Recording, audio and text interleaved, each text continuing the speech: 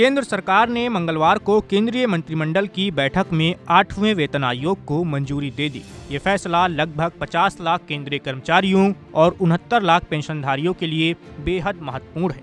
प्रधानमंत्री नरेंद्र मोदी की अध्यक्षता में हुई बैठक में 8वें वेतन आयोग की शर्तों और कार्यक्षेत्र को अंतिम रूप दिया गया।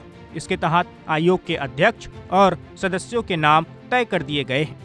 सूचना एवं प्रसारण मंत्री अश्विनी वैष्णव ने बताया कि इस आयोग की सिफारिशें आने वाले 18 महीनों में पेश की जाएंगी और इन्हें 1 जनवरी 2026 से लागू करने की संभावना है। बता दें कि 8वें वेतन आयोग का मुख्य उद्देश्य केंद्रीय कर्मचारियों और पेंशनरों के वेतन, भत्तों और अन्य सुविधाओं की समीक्षा करना है। आयोग में एक अध्यक्ष, एक अंशकालिक सदस्य और एक सदस्य सचिव शामिल होंगे।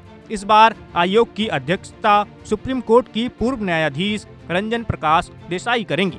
इस आयोग के लागू होने से सरकारी कर्मचारियों के वेतनमान में भारी वृद्धि होने की संभावना है।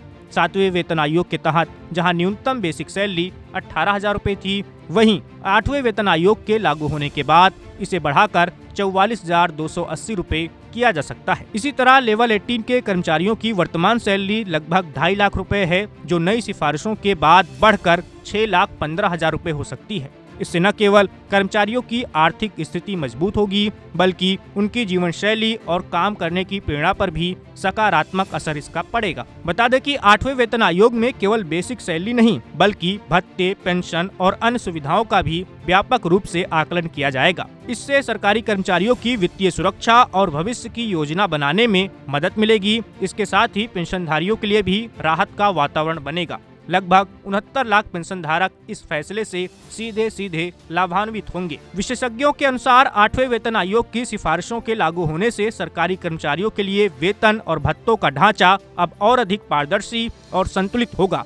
इससे वेतन में वृद्धि के साथ साथ काम के स्तर के अनुसार विभिन्न लेवल्स और ग्रेड के कर्मचारियों के लिए वित्तीय पैकेज तैयार किया जाएगा। केंद्र सरकार का ये कदम ये भी दर्शाता है कि प्रधानमंत्री नरेंद्र मोदी और उनके मंत्रिमंडल ने सरकारी कर्मचारियों और पेंशनधारियों की आर्थिक सुरक्षा को प्राथमिकता दी है। सरकार की ओर से जारी बयान में कहा गया है कि कर्मचारियों और पेंशनरों की जरूरतों और अपेक्षाओं को ध्यान में रखते हुए 8वें वेतन आयोग को मंजूरी दी गई है। इस फैसले से न केवल केंद्रीय कर्मचारियों की आर्थिक स्थिति मजबूत होगी, बल्कि देश में सरकारी सेवाओं की गुणवत्ता और कर्मचारी संतुष्टि में भी सुधार की उम्मीद है।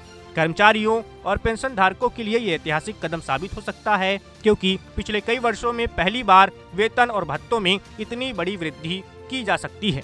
कुल मिलाकर 8वें वेतन आयोग की मंजूरी सरकार के कर्मचारियों और पेंशन धारकों के प्रति जवाबदेही और आर्थिक संवेदनशीलता का प्रमाण है। इसके लागू होने के बाद देश भर के सरकारी कर्मचारियों और पेंशन धारकों के जीवन में महत्वपूर्ण बदलाव देखने को मिल सकते हैं।